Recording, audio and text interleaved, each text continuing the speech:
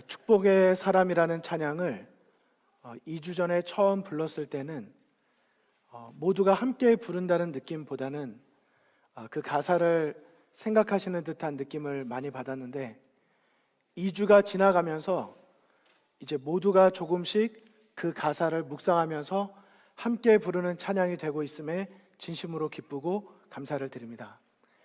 그 가사와 노래가 우리의 마음에 익숙해짐과 함께 우리 모두의 삶이 우리가 밟는 땅 어디에서라도 나로 인하여 주님의 이름이 높여지는 진정한 축복의 사람, 바로 여러분과 저 우리 엘다솜 성도 모두가 되기를 간절히 소망합니다.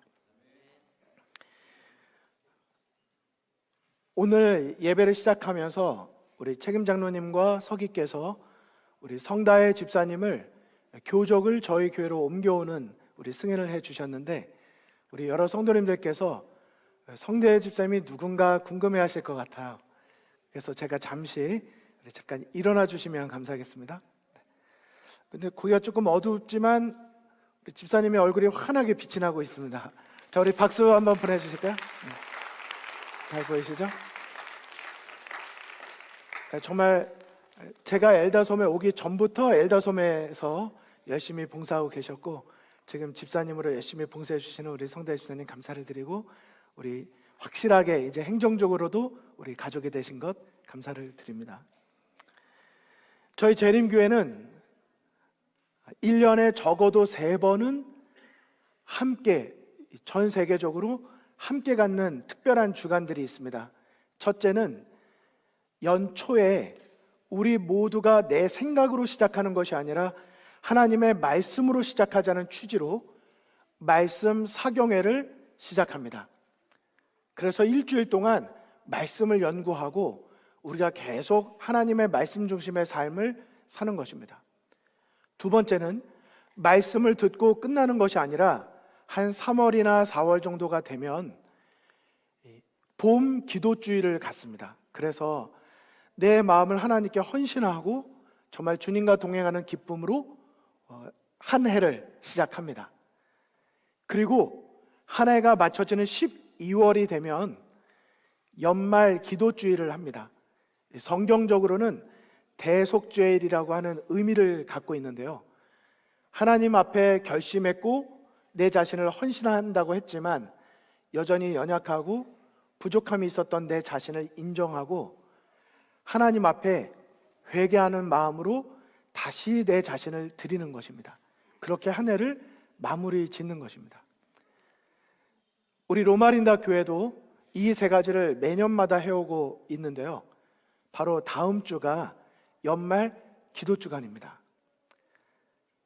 여기에 대해서 제가 자세한 설명은 드리지 않겠지만 바로 어저께 금요일날 예배 때 연말 기도주의를 우리가 어떤 마음으로 준비하면 좋을지에 대해서 설교를 드렸고 우리 엘다솜 유튜브에 올라가 있습니다. 그래서 우리 성도님들께서 그냥 한 번 있는 이벤트로 지나가지 마시고 마치 12해를 혈루병으로 앓던 여인이 내 앞을 지나가 주시는 예수님의 이 기회를 놓치지 않고 그분의 옷자락만 만져도 내 병이 낫겠다라고 하는 자신의 믿음을 완전히 집중시켰을 때 나음을 입었던 것처럼, 누가 내 옷을 만졌다 그랬더니 베드로가 뭐라고 말했습니까? 예수님, 이렇게 예수님 따라다니는 사람들이 많은데 예수님 옷 만지는 게 한두 명이겠습니까? 그러나 예수님은 구별하셨어요. 일반적인 형식적인 만짐과 터치와 접촉과 믿음이 담긴 이 영적인 접촉을 예수님은 구별하셨고 그곳에 능력이 있었습니다. 초청드립니다. 다음 주 한 주간 우리 여기 파워포인트에 보시면, 스크린에 보시면 하나님과 함께하는 여정이라는 제목으로 권성근 목사님께서 특별한 말씀을 한 주간 준비해 주셨는데, 여러분 요즘엔 유튜브로도 설거지 하시면서도 들을 수도 있고 현장에 오셔서 시간을 구별해서 마음을 드리실 수도 있습니다. 우리 모든 분들께서 이런 한 번의 기회가 있을 때마다 우리가 영적으로 계속 자라나고 계속 성장하는 우리 모든 성도님 되시기를 간절히 바랍니다. 12월 이제 다음 주는 아시는 바대로 엘림, 우리 청소년들의 비전 안식일 열리고 기대가 되시죠?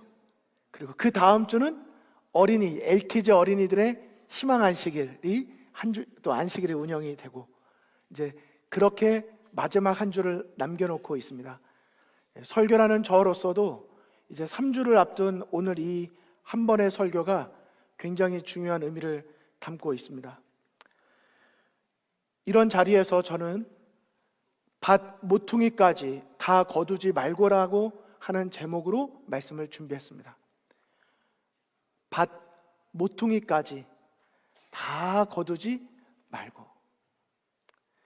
여러분, 이 일이 쉽게 느껴지십니까? 어렵게 느껴지십니까?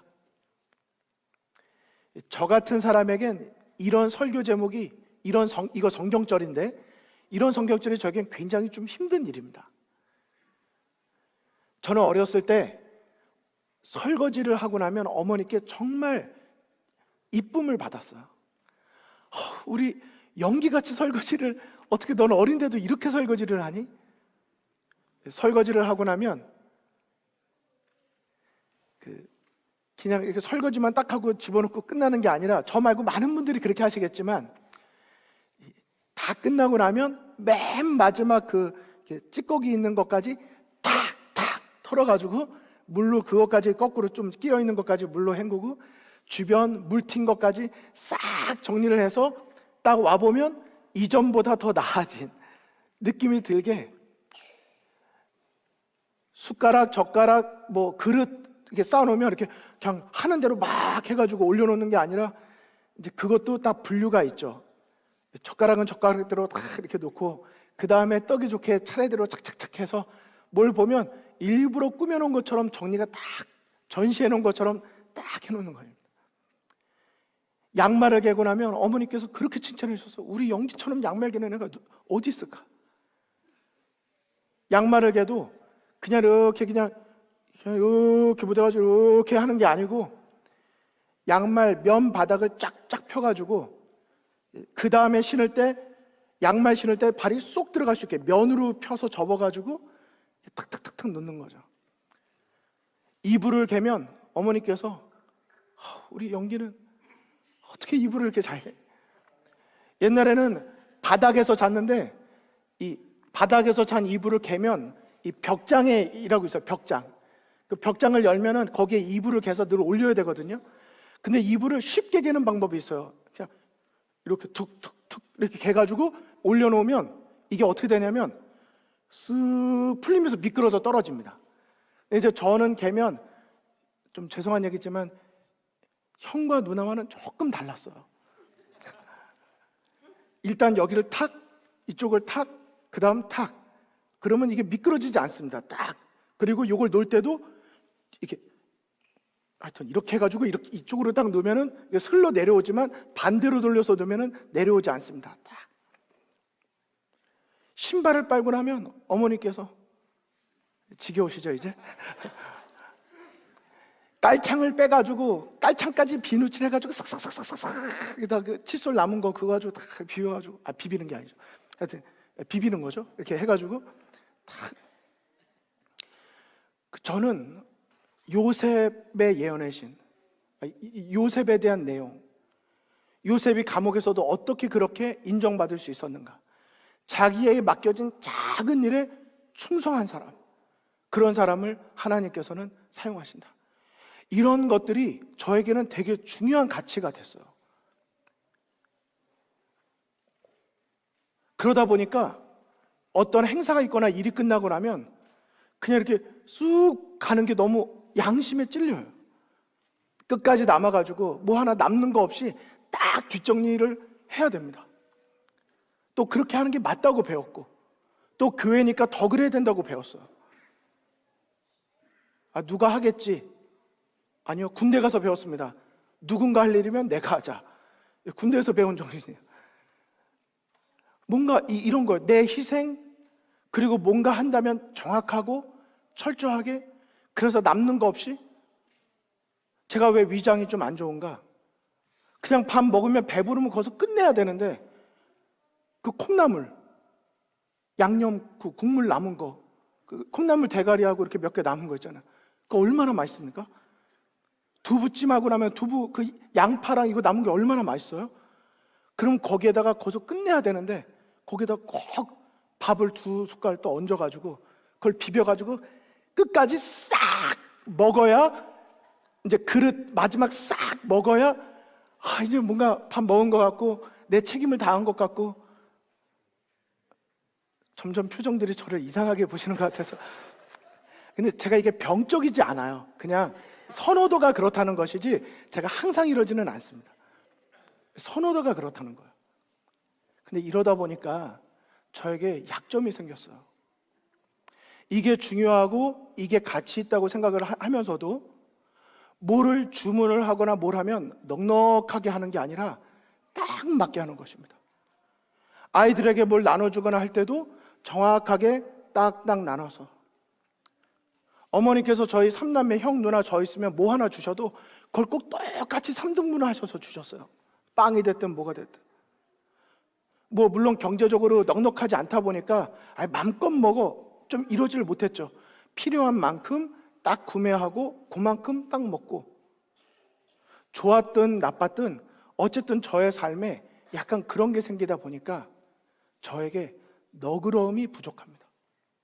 늘 제 자신에게 제가 채찍질하는 게 그거예요.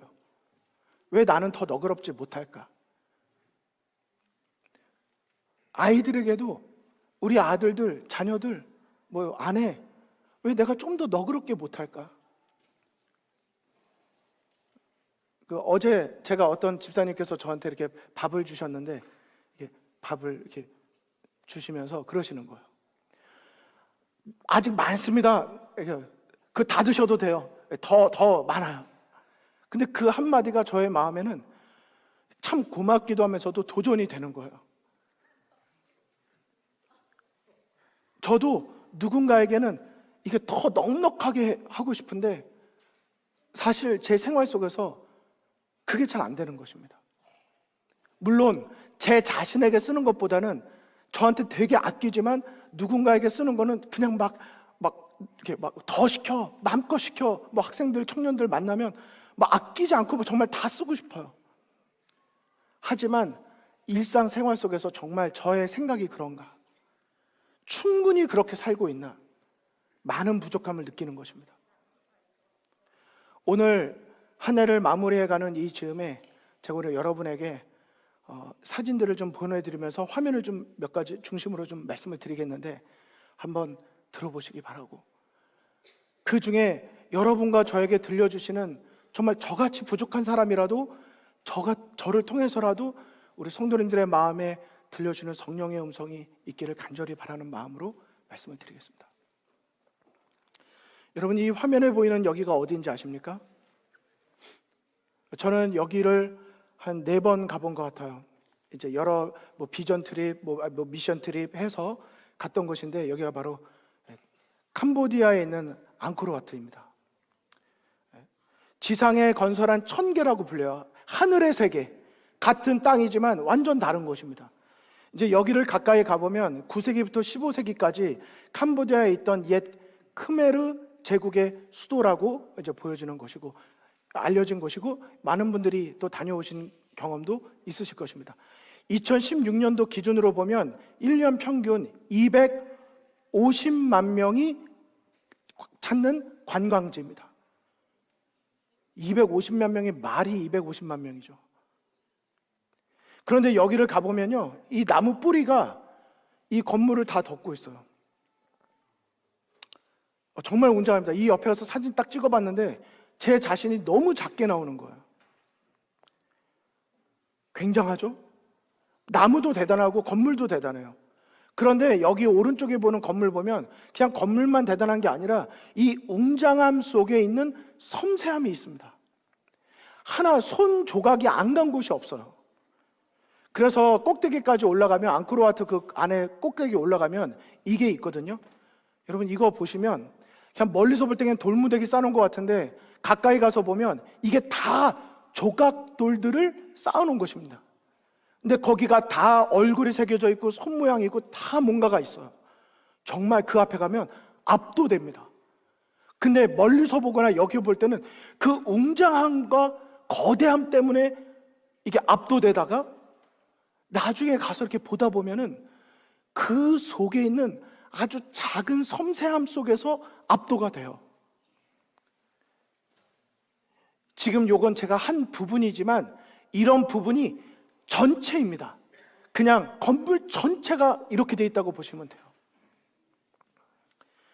신들의 세계라고 불리면서 각종 신들의 그 입구서부터 쫙 돼 있는데, 옛날에 그 9세기, 16세기 그 당시에 여길 들어가려면 어떤 마음으로 들어갔어야 될까요? 이 사원을 들어가려면 뭐 어마어마한 것입니다. 이것을 그림으로 그린 분이 또 있어요. 이건 북한에서 그린 그림인데요.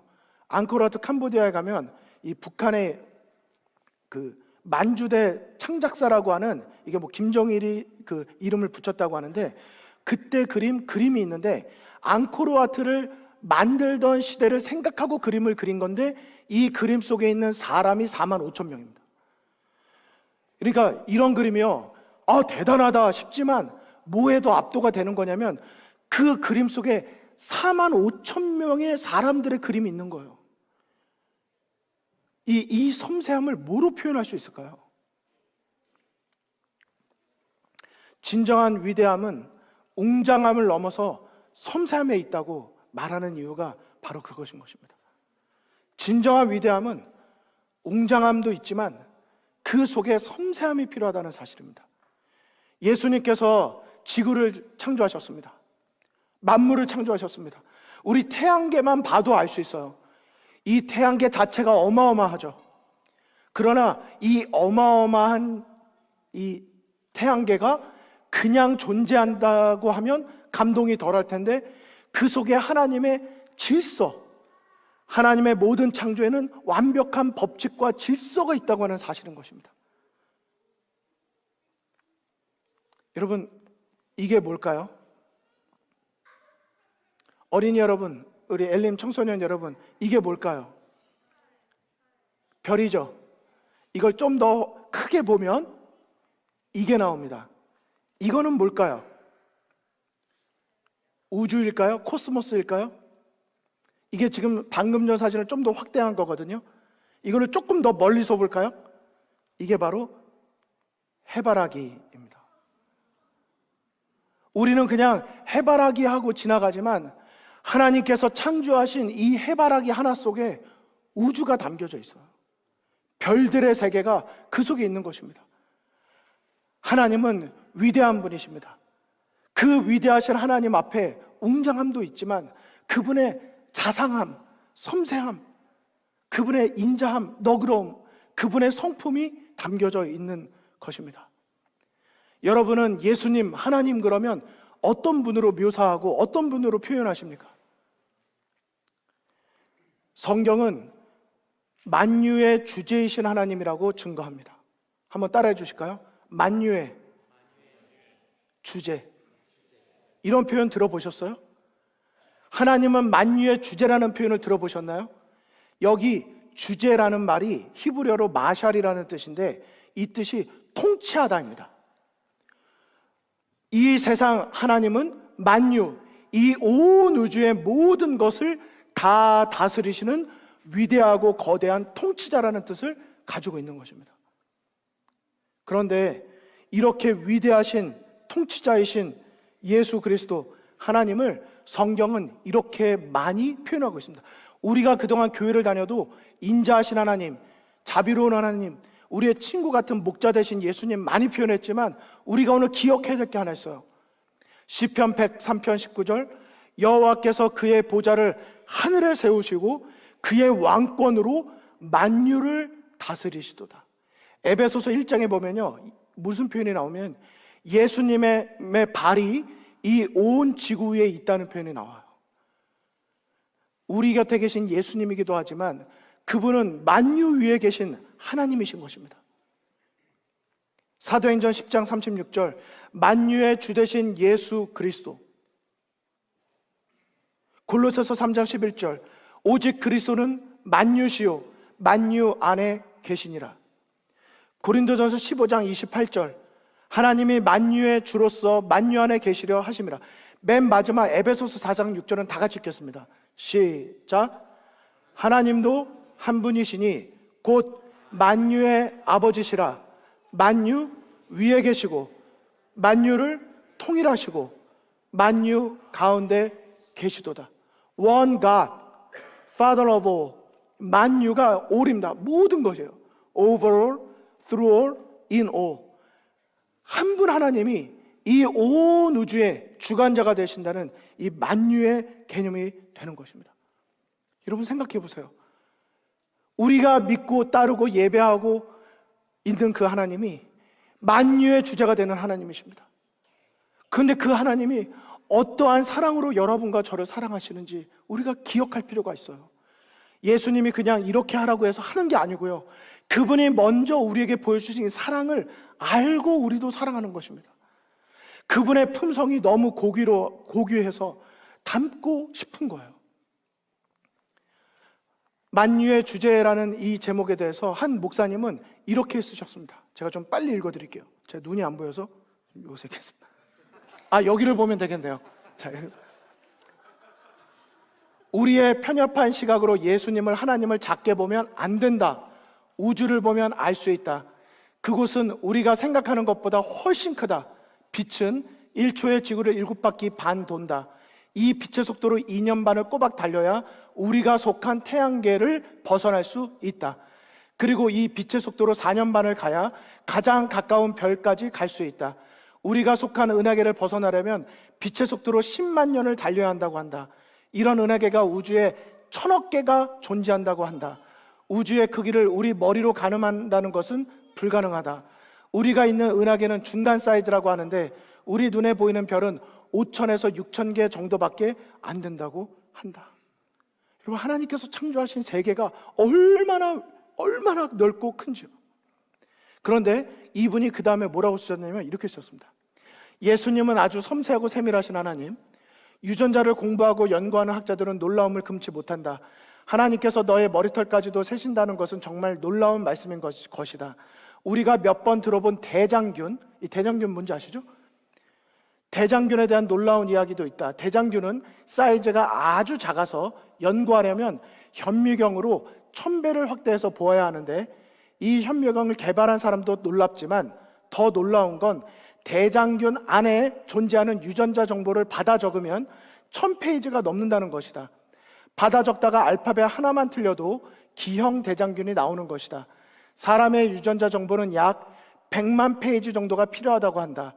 쌓아놓으면 아파트 10층 높이의 정보가 우리 몸의 작은 세포 하나하나마다 다 들어있는 것이다. 과학자들이 아무리 연구를 많이 해서 작은 칩들을 만들어내도, 그리고 그 안에 아무리 많은 정보를 저장해도 창조주 하나님의 놀라운 섭리는 절대 따라갈 수가 없다. 우리는 이런 사실을 조금이라도 이해하고 창조주 하나님을 찬양해야 한다. 여러분, 아멘이십니까? 우리를 창조하신 이 인간의 몸이 신묘막측하다는 말이 정말 그대로인 것입니다. 근데 그 다음에 이 목사님께서 이렇게 쓰셨어요. 성경 말씀에도 이런 세심한 하나님의 섭리는 다 기록되어 있다. 노아의 방주만 봐도 어느 쪽으로 창을 낼지, 어떤 재질을 이용할지, 어떤 동물을 태울지까지 모두 하나님께서 세밀하게 결정하셨었다. 하나님께서는 이렇게 세밀하게 우리의 삶을 주관하시고 주목하고 계시는 것이다. 나의 작은 목소리 하나하나 놓치지 않으시고 다 듣고 계시는 것이다. 예수님께 우리의 삶에 가장 디테일한 것 하나까지라도 다 맡길 수 있는 것이다. 여러분, 아멘이십니까? 하나님이 대충 하시는 분이 아니세요. 하나님은 그 위대한 하나님이시지만 하나님은 아주 작고 세밀한 여러분과 저의 마음의 기도 한 음성까지도 놓치지 않으시는 세밀하신 하나님. 나의 필요가 있다면 민망하지 않게 몰래 오셔서 주시는 분. 예수님과 예수님의 배다른 형제들이 있었잖아요. 그들의 차이점이 뭐였는지 아십니까? 예수님은 예수님과 배달은 요셉의 원래 아들들, 그 형제들이 못나고 어려운 사람들을 놀리고 어렵게 만들 때, 참 민망하게 사람을 만들 때 예수님은 몰래 그들 주변에 가셔서 자기가 먹을 음식을 그들의 손에 몰래 쥐어주고 오시는 분, 다가가셔서 그들의 등을 따뜻하게 어루어 만져주신 분이 바로 여러분과 저의 구주 되신 예수님이라고 하는 사실인 것입니다. 여기 참새 한 마리가 있습니다. 여러분, 참새 한 마리를 보면 무슨 생각을 하시나요? 어떻게 잡아볼까 이 생각 드십니까? 마태복음 10장 29절로 31절에 말씀하십니다. 참새 2마리가 한 앗서론에 팔리지 않느냐? 그러나 너희 아버지께서 허락하지 아니하시면 그 하나라도 땅에 떨어지지 아니하니라. 너희에게는 머리털까지 다 세신 바 되었나니 두려워하지 말라. 너희는 많은 참새보다 귀하니라. 예수님께서 해주신 말씀입니다. 이름 모를 그 참새 한 마리보다 하나님은 여러분과 저를 더 소중히 여기시는 분이십니다. 그래서 이 가사는 좀 집에서 우리 가족 예배 드릴 때나 어린이 예배 때 많이 좀 불러주시면 참 좋은 가사입니다. 한 마리 작은 참새도 주 길러주시며 그 새도 사랑하는 주 날 사랑하셔요. 저 들에 피는 백합을 주가 입혀주시며 저 꽃을 사랑하는 주 날 사랑 않을까. 들꽃과 새를 지으신 주 우리 예수님, 우리도 지켜주시니 참 감사합니다. 주 날 사랑, 또 첫음을 높게 잡아.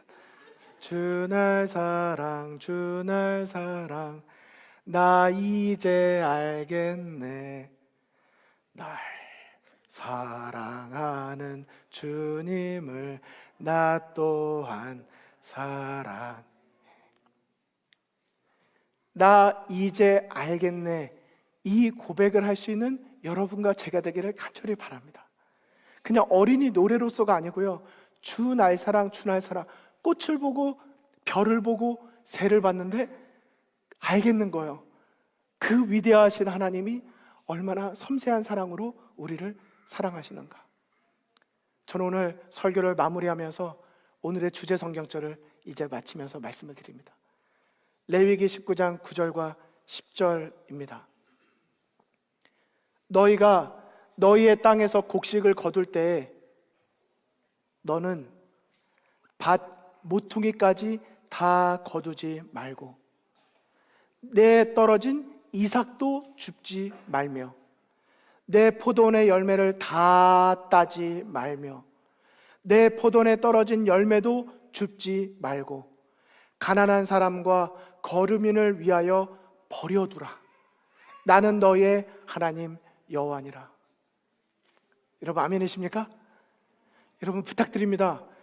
엘다솜에서 행사하고 나면 이 말씀은 적용하지 말아주세요. 부탁드려요. 우리 아이들이 뭐 놀거나 우리가 뭐 하고 가면 제발 부탁드려요. 다 좀 돌아보면서 하나도 남는 거 없이 깨끗하게 정리해 주시기를 부탁을 드립니다. 하지만 진짜 부탁드리고 싶은 게 있어요. 레위기, 구약 그러면 굉장히 엄하다고 말하고 있지만 하나님은 성경을 잘못 본 겁니다. 구약에 나타난 하나님이 얼마나 따뜻한 하나님인지 몰라요. 여러분 저쪽이 아니라 이쪽을 보시면 됩니다. 여러분 기억해 주세요.